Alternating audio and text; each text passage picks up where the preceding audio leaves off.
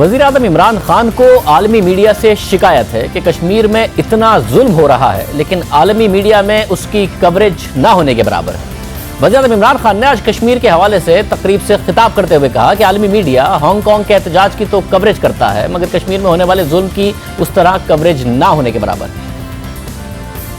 आलमी media Hong Kong की protest को तो फ्रंट पेज हेडलाइन न्यूज़ उसमें पेश करता है कि एक डेमोक्रेटिक मूवमेंट हो रही है और उसको बार बार दिखाता है। कश्मीर में सिर्फ यही नहीं कि 80 लाख लोगों को उन्होंने बंद किया हुआ है, घरों में औरतें, बच्चे, बूढ़े, बीमार सब बंद है और आलमी मीडिया में कवरेज ना होने के बराबर है। मुझे अफसोस से कहना पड़ता है कि ये जो हम देख रहे हैं कि मीडिया के अंदर इतना बड़ा जुल्म हो रहा है और उसकी इतनी कम कवरेज है। साथ ही आज वज़ीर आज़म इमरान खान ने इस हवाले से ट्वीट भी किया और वहाँ भी अपने तहफ़्फ़ुज़ात का इजहार किया। क्या वज़ीर आज़म के ख़दशात दुरुस्त हो सकते हैं, इस पर तफसील से बात करेंगे क्योंकि ज़ाहिर है पाकिस्तान के जो इत्तेहादी ममालिक हैं, दोस्त ममालिक हैं, मुस्लिम ममालिक हैं, क्या उन्होंने आलमी मीडिया से ज़्यादा किरदार अदा किया है कश्मीर के मसले को हाईलाइट करने में, क्योंकि मीडिया के ऊपर जनरली तनकीद कर दी जाती है, दुनिया भर में तनकीद कर दी जाती है। हांगकांग को यकीनन ज़्यादा कवरेज मिल रही होगी क्योंकि उसकी बहुत सी वजूहात हैं। हांगकांग का तनाज़ा चीन से जुड़ा हुआ है, मगरबी ममालिक की ज़्यादा दिलचस्पी हांगकांग में है, उनकी तवज्जो हांगकांग पर ज़्यादा है क्योंकि हांगकांग आलमी तिजारत का मरकज़ भी है और साथ साथ आलमी मीडिया भी वहाँ पर बहुत ज़्यादा मौजूद है। वज़ीर आज़म 2 दिन पहले चीन का दौरा भी करके वापस आए हैं। मगर ऐसा नहीं है कि हांगकांग को ज़्यादा तवज्जो देकर कश्मीर के तनाज़े पर कोई ख़ास तवज्जो नहीं दी गई है। मीडिया पर, आलमी मीडिया पर कश्मीर की कितनी कवरेज हुई है हमने जानने की कोशिश की। भारत की जानिब से मकबूजा कश्मीर की खुसूसी हैसियत तब्दील करने के बाद जब से वादी में लॉकडाउन हुआ है उस वक्त से अब तक गुज़िश्ता 2 माह के दौरान बैनुल-अक़वामी मीडिया में मकबूजा कश्मीर के हवाले से मुतादिद रिपोर्ट शाया हुई हैं, इदारिये लिखे गए हैं, खसूसी फीचर्स शाया किए गए हैं, वीडियोस बनाई गई हैं। बरतानिया के सबसे मकबूल और मोतबर अखबार द गार्डियन में कश्मीर की सूरत हाल पर 40 रिपोर्ट्स शाया हो चुकी हैं। 6 अगस्त को गार्डियन में इदारिया शाया हुआ जिसका उन्वान था कि कश्मीर पर गार्डियन की राय, आगे खतरा है। इसी तरह 12 अगस्त को एक और रिपोर्ट शाया हुई जिसका उन्वान था हमारे दिल जल रहे हैं, कश्मीरियों ने ईद लॉकडाउन में गुजारी। इसी तरह 14 अगस्त को द गार्डियन में शाया होने वाली रिपोर्ट का उन्वान था भारत का गैर कानूनी कब्जा कश्मीर को कॉलोनी में तब्दील कर रहा है। इसी तरह 12 सितंबर को गार्डियन ने कश्मीरियों की आवाज दुनिया तक पहुंचाई और उसकी सुर्खी थी मेरा बेटा लापता होने वाले कश्मीरियों में से एक है, भारत कब लापता होने वालों के बारे में हकीकत बताएगा। इस रिपोर्ट में ऐसे वालिदैन की कहानी शामिल है जिनके बच्चे वादी में लॉकडाउन के बाद से लापता हुए। साथ ही 19 सितंबर को एक वीडियो रिपोर्ट में कश्मीरियों के जज्बात बताए गए जिसका उन्वान था हम खून के आखिरी कतरे तक लड़ेंगे। इसी तरह मारूफ अमरीकी अखबार न्यूयॉर्क टाइम्स, जिसे पूरी दुनिया में मोतबर अखबार समझा जाता है, इस अखबार में कश्मीर की सूरत हाल पर 40 से ज़ायद रिपोर्ट्स और इदारिये शाया हो चुके हैं। अहम बात यह है कि गुज़िश्ता दिनों में न्यूयॉर्क टाइम्स ने कश्मीर के हवाले से रिपोर्ट्स को फ्रंट पेज पर नुमायां जगह दी। खुद 30 अगस्त को वज़ीर आज़म इमरान खान का कश्मीर के हवाले से कॉलम भी न्यूयॉर्क टाइम्स में शाया हुआ। इसी तरह 30 सितंबर को न्यूयॉर्क टाइम्स ने कश्मीर की सूरत हाल पर आर्टिकल लिखा जिसका उन्वान था कि कश्मीर में बढ़ता हुआ गुस्सा और बेचैनी। इस आर्टिकल में न्यूयॉर्क टाइम्स ने कश्मीर की हालत ज़ार पर बहुत कुछ लिखा और तस्वीर भी शाया की। इसी तरह 2 अक्टूबर को न्यूयॉर्क टाइम्स ने कश्मीर पर वज़ीर आज़म इमरान खान की तस्वीर के साथ एक सख्त और वाज़े इदारिया लिखा जिसका उन्वान था कि अक़वाम मुत्तहिदा कश्मीर को मजीद नज़रअंदाज नहीं कर सकता। इस इदारिये में वज़ीर आज़म इमरान खान की अक़वाम मुत्तहिदा की तकरीर का भी हवाला दिया गया। इसी तरह 5 अगस्त को जब कश्मीर की खुसूसी हैसियत भारत की जानिब से ख़त्म की गई थी तो न्यूयॉर्क टाइम्स ने इदारिया लिखा जिसका उन्वान था भारत ने कश्मीर में बहुत बड़ा रिस्क लिया जो दुनिया की सबसे खतरनाक जगह है। इसी तरह कश्मीर से मुतालिक न्यूयॉर्क टाइम्स वक्तन फवक्तन रिपोर्ट्स भी शाया करता रहा। 10 अगस्त को कश्मीर के हालात पर न्यूयॉर्क टाइम्स ने फ्रंट पेज पर कश्मीर की तस्वीर शाया की जिसमें भारतीय फौज और मुजाहिरीन के दरमियान होने वाली झड़प को दिखाया गया और इस तस्वीर के नीचे ये उन्वान लिखा था कि कश्मीर में हंगामा आराई। 1 अक्टूबर को न्यूयॉर्क टाइम्स के फ्रंट पेज पर कश्मीर से मुतालिक रिपोर्ट शाया हुई जिसका उन्वान था कि कश्मीर में बढ़ती हुई तकलीफ और बेचैनी। 7 अक्टूबर को फिर न्यूयॉर्क टाइम्स के फ्रंट पेज पर कश्मीर से मुतालिक एक और रिपोर्ट शाया हुई जिसका उन्वान था कश्मीरियों की मौत के खिलाफ दौड़ में दोनों पांव बंधे हुए हैं। بھارت کی طرف سے کمیونیکیشن پر پابندی کی قیمت کشمیر کے بیمار لوگ چکا رہے ہیں۔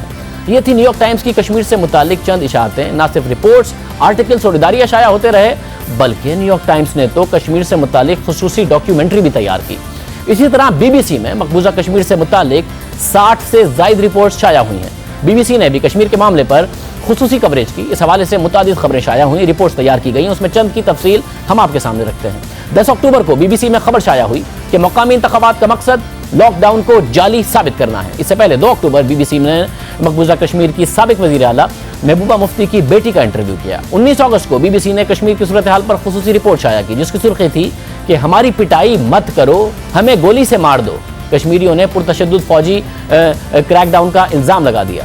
14 اگست کو بی بی سی نے کشمیری رہنما شاہ فیصل کا تفصیلی انٹرویو شائع کیا، جس نے کشمیری رہنما شاہ فیصل نے جس انٹرویو میں بھارتی حکومت پر کڑی تنقید کی، اور اس انٹرویو کے بعد ہی بھارتی فورسز نے شاہ فیصل کو گرفتار کر لیا تھا۔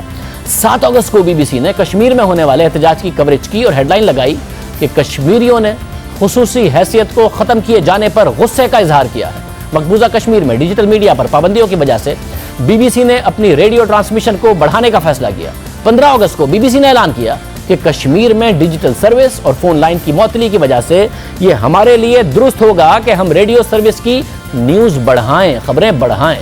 ریڈیو سروس کے مختلف اردو اور انگریزی پروگرامز کے اوقات میں اضافے کا فیصلہ کیا گیا ہے، اور ساتھ ہی کشمیر سے متعلق کچھ نئے پروگرام بھی کیے۔ اور کشمیر میں بی بی سی سے وابستہ صحافی نے کہا کہ ہم نے ایسے مقامات پر بھی جا کر رپورٹنگ کی جہاں ہمیں لگتا تھا کہ ہم واپس نہیں آ سکیں گے۔